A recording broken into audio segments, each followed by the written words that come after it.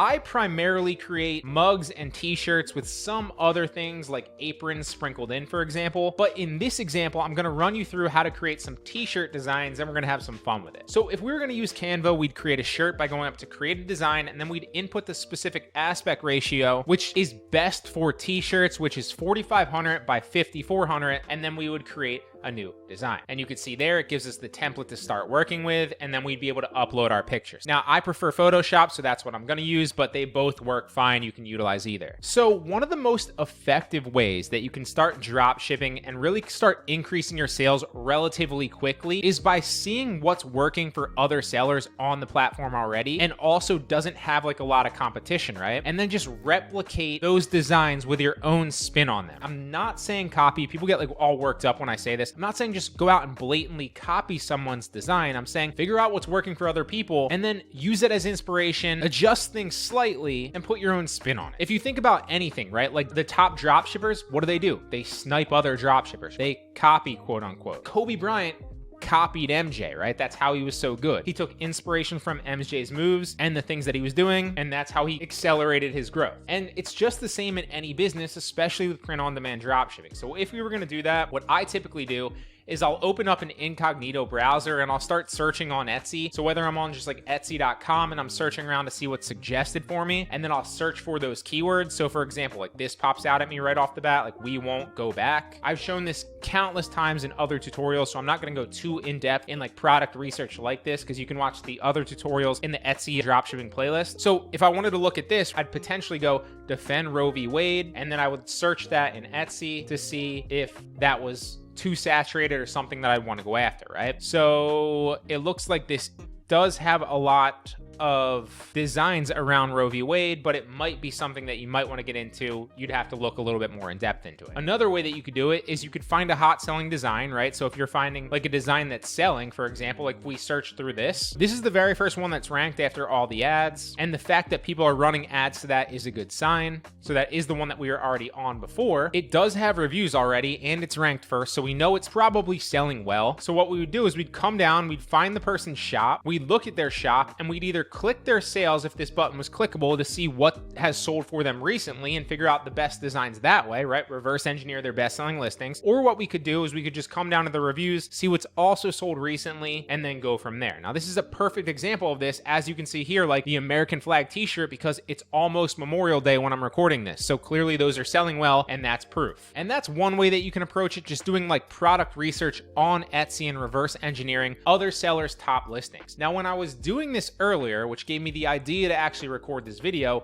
I stumbled upon this design right here that seemed somewhat promising, and it's this funny evolution shirt where it's like evolution, like where the last guy's saying like, stop, we messed up, go back, which is kind of funny. It didn't seem too saturated, but it did seem like there were other people competing. And one of the other designs that I saw that was very similar, but where somebody already took their own spin on it, was this one right here, weekly coffee evolution, where they have small coffee and the coffee gets slightly bigger every single day up until, you know, Friday or the end of the week, where they actually have an espresso martini. And that's really funny and it's really cool. Now, if I was creating this in the past, right, in former tutorials, what I would say is you'd have to go out and find graphics that look like this and then create this entire design from scratch, which can be tedious and take a long time if you're not good at graphic design. Or you would have to hire a graphic designer who is good at it to create the design for you. But again, they can either be expensive because you'd have to train somebody to actually figure out how to do this. So expensive like time-wise in training, or expensive to actually get a design like this because let's say they charge you $5 or 10 or 20 bucks for a design. Well, that's only one design, and then like you have to constantly do that to create a bunch of designs that are selling, and it can be expensive, but you no longer need to do that. So if I wanted to just create this picture, what I would do is I'd open up the picture to where it's maximized. I would take a little snippet of this right here, save it as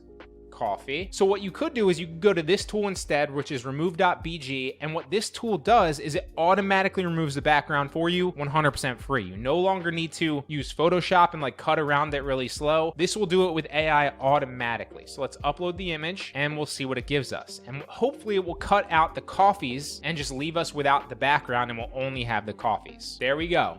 bang. How cool is that? Like it took the coffees out. It also somehow knew like that was the heat coming off of it. Also cut out the espresso martini, and then you just download this and bam, it should be a transparent PNG image that you could put on a different color. And then if you wanted to create this design in here, you just upload that picture, whether you're using Canva or Photoshop. You drag this over, which is crazy that actually did that. There we go. And then if we want to make it transparent and keep it PNG so we could put it on a t-shirt, we just hide the background image. This is Photoshop 101. It's nothing special. And then I could make my own text on the bottom and say something completely different, right? So like, let's just as a placeholder, put that there, drag it up a little bit. Obviously, I'd edit this text a little bit. So instead of saying like weekly coffee evolution, what I could basically do is I could put like an M under here with my own text. Just gonna delete this just to show you. I could put an M under here, then a T for Tuesday, a W for Wednesday, a T for Thursday, an F for Friday, and people would get the picture. And I think that would sell pretty well, so I could do it that way. Another way that I actually like to create designs as well is I'll take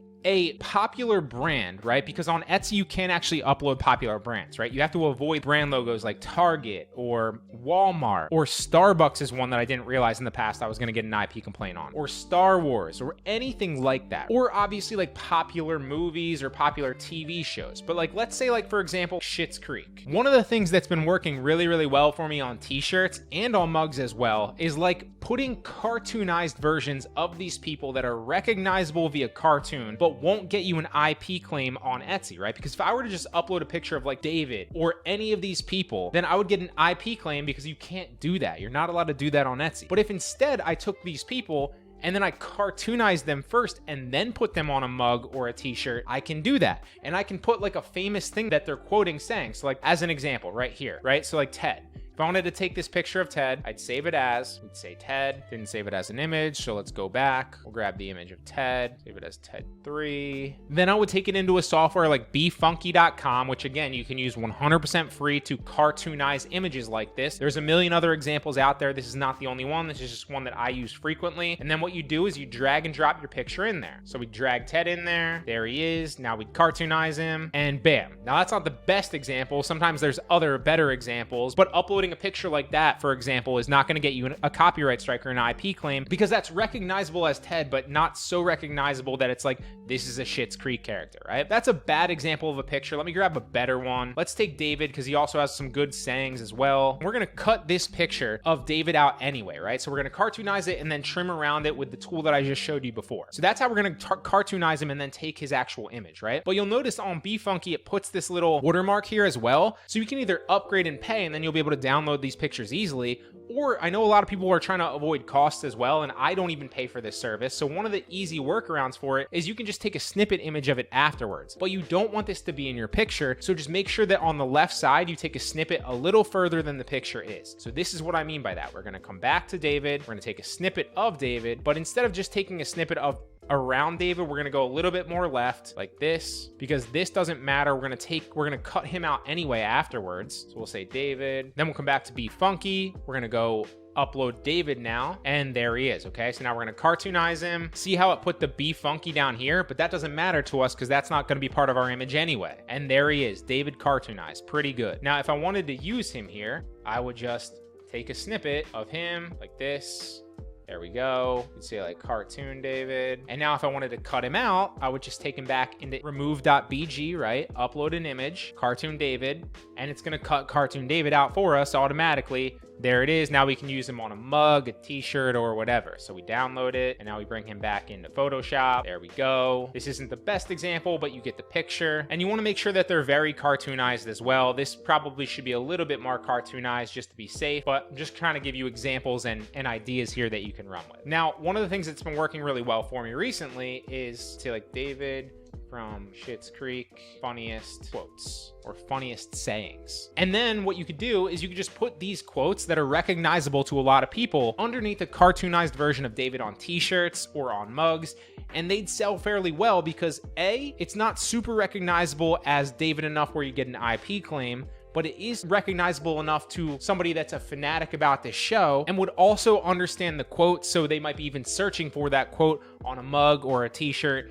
and you could sell it that way. So for example, you could literally put like, I'm trying very hard not to connect with people right now, and you put that on there as well. And it's that easy. Again, simplicity sells so much better than like trying to create some in-depth, crazy looking design that's super aesthetically pleasing. So that's another way that you could approach it. One more way is creating AI designs. Now, I've been playing around with this lately, and it's really cool. You can kind of get really creative with this if you want to. Two of the ones that I like to use are Photor or Midjourney. You can sign up for Midjourney on Discord and just for free actually just find AI designs. Photor is one that you do have to buy credits for. I like it. It's a little bit easier, and it's not like if you're using the free one on Midjourney, it gets like super packed in there and everybody's constantly chatting at once, and it's really hard to kind of get your designs, and it's like chaos. So I kind of like Photor a little bit better. So as you can see here, here's one that I was playing around with creating. Philadelphia Phillies. I just had it saying like Philadelphia Phillies winning the World Series, and you kind of just give it different prompts and it comes up with AI art based on that. I was going to take a cutout of, it looks like they kind of try to create Bryce Harper there. I was going to cut them out and then put like Philly Forever with the PH instead of like forever with an F. I think that shirt would sell pretty well. Just again, that came to mind because I'm a Philly guy and I wanted to create the shirt and I think it would sell well, so I take a shot at it. Another one that I saw that would go well was like a gamer girl shirt, right? So I created this one right here, which was a gamer girl shirt. So if I download this, because there's a lot of search traffic for things like gamer girls on Etsy, and it's not super competitive right now. So I download this gamer girl shirt that looks kind of like she's a futuristic person. And then again, I would take it into remove.bg. I would upload the image. I would download the transparent PNG without the background. I would then take that one into Photoshop. There we go.